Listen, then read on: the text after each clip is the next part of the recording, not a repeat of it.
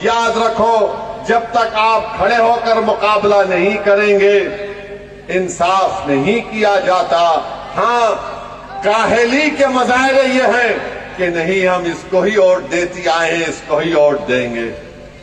अगर तुम हरकत करना चाहते हो, अगर तुम दुनिया को बताना चाहते हो कि तुम्हारे सीनों में धड़कता हुआ दिल है, अगर तुम इन तमाम कांग्रेस और बीजेपी के नेताओं को बताना चाहते हो कि हम तुम्हारे झूठे दिल फरेब बातवादों का शिकार नहीं होंगे, तो आपको खड़े होना पड़ेगा।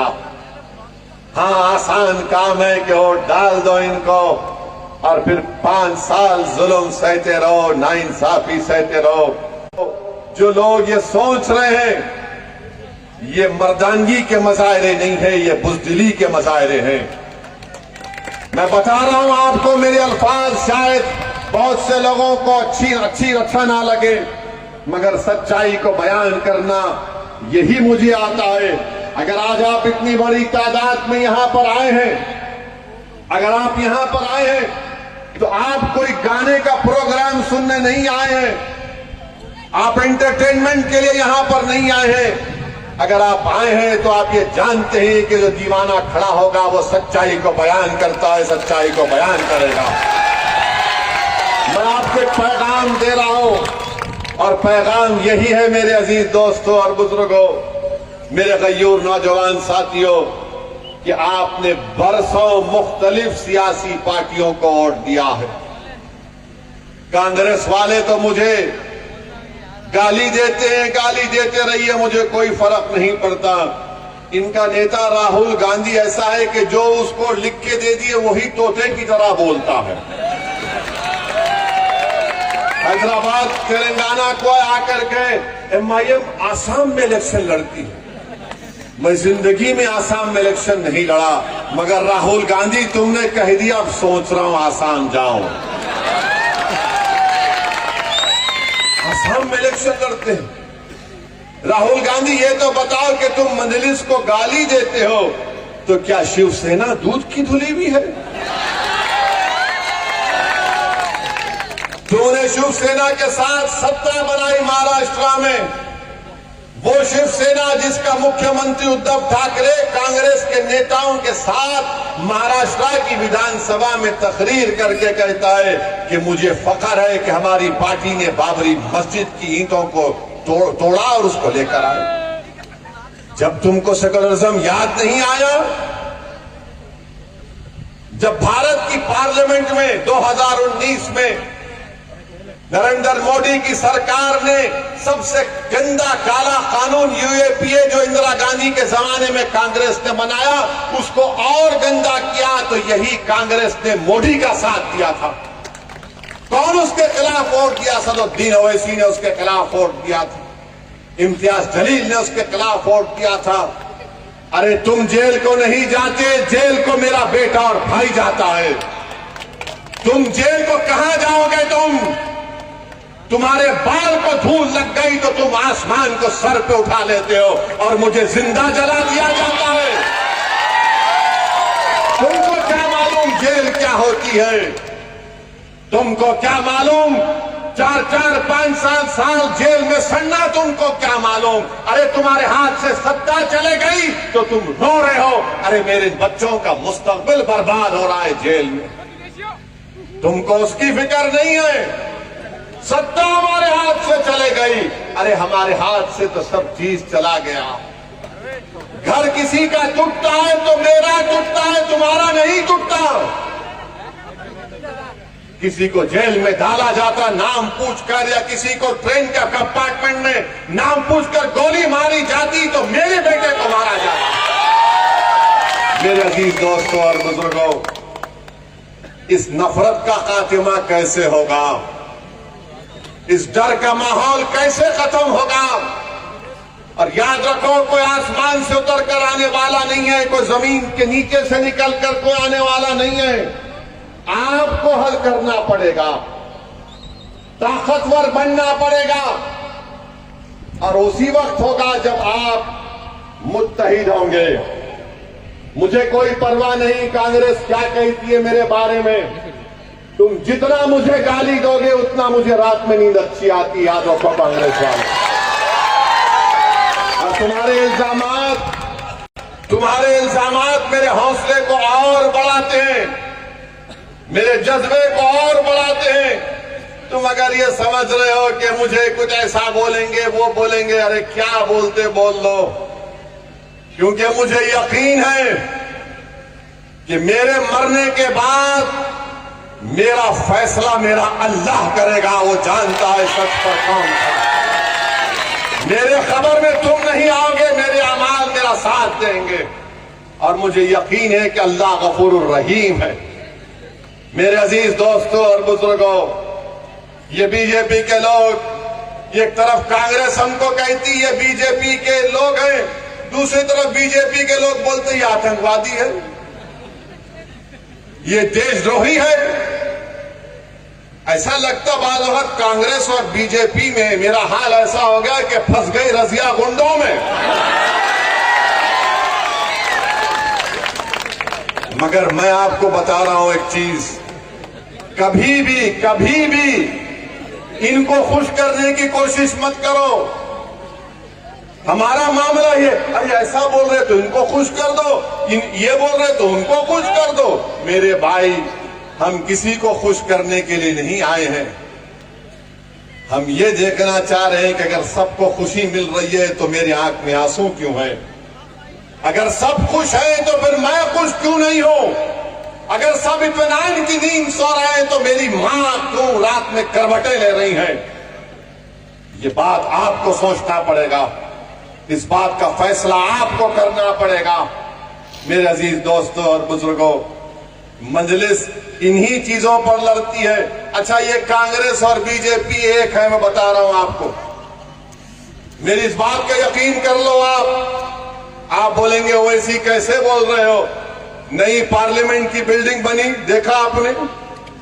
उस नई पार्लियामेंट की बिल्डिंग में नरेंद्र मोदी को ये दिल में बैठ गया कि मैं जो भी करूंगा हिस्ट्री बनाऊंगा, तारीख में मेरा नाम होना चाहिए। नई पार्लियामेंट की बिल्डिंग बनी तो नरेंद्र मोदी ने कहा कि महिलाओं को रिजर्वेशन मिलेगा लोकसभा और विधानसभा में, 33% मिलेगा। जब वो बिल पार्लियामेंट में आया तो हमने उठकर कहा कि हम महिला आरक्षण के खिलाफ नहीं है, बस हमारा डिमांड यह है कि इन महिलाओं में ओबीसी महिला क्यों नहीं है, इन महिलाओं के रिजर्वेशन में मुस्लिम महिला क्यों नहीं है। पूरे पार्लियामेंट में सन्नाटा हो गया, ये क्या कह रहा है, नई बात कह दिया इसने। हमने कहा नहीं, सच्चाई बयान कर रहा हूं। देश के प्रधानमंत्री कहते हैं कि मैं बैकवर्ड क्लास का हूं, तो फिर महिलाओं को क्यों हक नहीं मिलेगा। कांग्रेस बोलती है कि ये हमारे हैं, तो हमने कहा जब तुम ये कहते हो कि हम तुम्हारे हैं, तो फिर हमारी महिला एमपी एमएलए क्यों नहीं बनेगी। भारत की पार्लियामेंट में अब तक सिर्फ 22 या 23 मुस्लिम महिला एमपी बनी है। हमने पार्लियामेंट में इस बात को उठाया, हमने पार्लियामेंट को हिलाकर रख दिया। और जब बिल पर वोटिंग हो रही थी, इम्तियाज जलील एमपी मेरे साथ बैठे थे। स्पीकर साहब ने हमसे कहा, ओम बिरला साहब राजस्थान के कोटा के, ओम बिरला साहब ने कहा कि ओवैसी साहब आप अपना अमेंडमेंट मूव करेंगे। मैंने कहा बिल्कुल सर, मूव करूंगा। मेरा क्या डिमांड था कि मुस्लिम महिलाओं को भी और ओबीसी महिला को भी उसमें हिस्सा मिलना चाहिए। स्पीकर साहब ने कहा मगर आपके पास आपके साथ कोई नहीं है। मैंने कहा मेरे साथ अल्लाह है सर, मैं सच्चाई के लिए काम कर रहा हूं। हमने बता दिया, 1 घंटा 1.5 घंटा चला वोटिंग। हर बार मैं कल होता था कि डिवीजन होना, वोटिंग होना। लोग बोलते थे अरे 400 तुम्हारे खिलाफ वोट पड़ रहे और 2 तुम लोग खड़े होकर वोट डाल रहे हो। तो मैंने कहा ये बताना चाह रहा हूं भारत की जनता को कि कांग्रेस और बीजेपी मिले हुए हैं। इन दोनों से कोई लड़ रहा है तो 2 लड़ रहे हैं इन लोगों से। अब आप इनसे पूछो कांग्रेस वालों से, वो बोलेंगे नहीं ओवैसी महिलाओं के खिलाफ है, मैं महिलाओं के खिलाफ हूं। जितना मैं घर में दबके रहता हूं कोई दबके नहीं रहता। अब जिसके पास कोई नहीं है उन्हें डरते ही नहीं किससे। उसमें अकेले एक नहीं है, दूसरे भी है उसमें। मैं नाम नहीं ले रहा हूं किसी का। अब ये जितने लोग यहां पर जितने लोग मुस्कुरा रहे वो समझ रहे मेरी तकलीफ को, अपनी तकलीफ समझ रहे। यहां क्यों आके बैठे? घर को जाना है, जरा फ्रेश होके जाएंगे। मेरे अजीज दोस्तों और बुजुर्गों, खैर ये लाइटर वेन में मैं कहा हूं, किसी को अपने दिल पे लेने की जरूरत नहीं, मगर ये सच्चाई को आपके सामने बयान कर रहा हूं। इसीलिए हम आपसे अपील कर रहे हैं कि इस बार विधानसभा के चुनाव में जहां पर मजलिस के उम्मीदवार खड़े हैं, आप लोग सोचिए, अपने दिल और दिमाग पर और अच्छे तरीके से अपने वोट का इस्तेमाल करिए। मुझे यकीन है कि आप लोग इस जमहूरियत के फेस्टिवल में आप हर आदमी, हर महिला, हर बच्चा जिसको वोट डालने का हक है वो निकल कर वोट डालेगा। मेरे अजीज दोस्तों और बुजुर्गों, यकीनन जुल्म और कमजोरी डिस्क्रिमिनेशन है, मगर मेरे अजीज दोस्तों और बुजुर्गों, मुझे आज कहने दीजिए, मैं सलाम करता हूं उन फलस्तीनियों को जो सब कुछ लुटने के बाद भी सीना तान कर खड़े।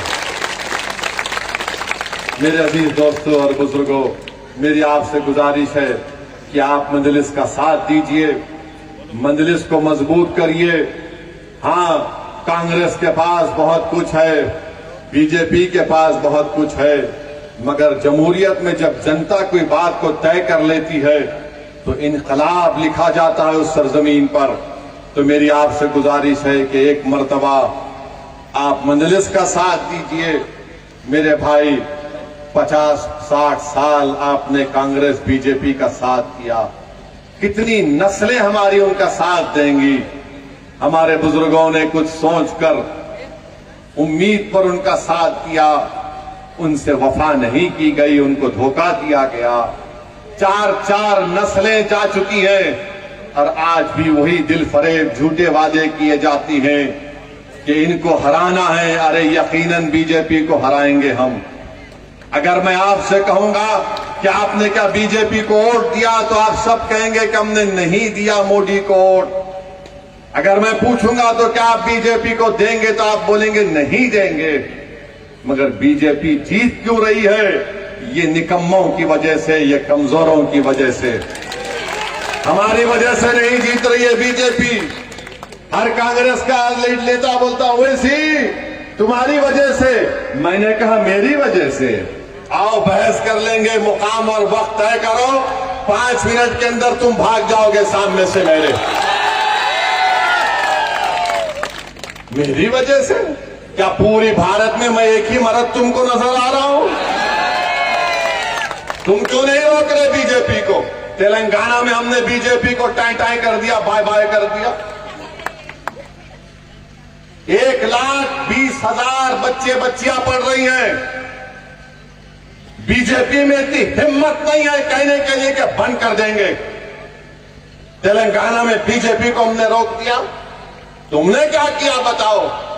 मेरे अजीज दोस्तों और बुजुर्गों, मेरी आपसे गुजारिश यही है कि 25 नवंबर के दिन आप अपने के कोड का इस्तेमाल करिए।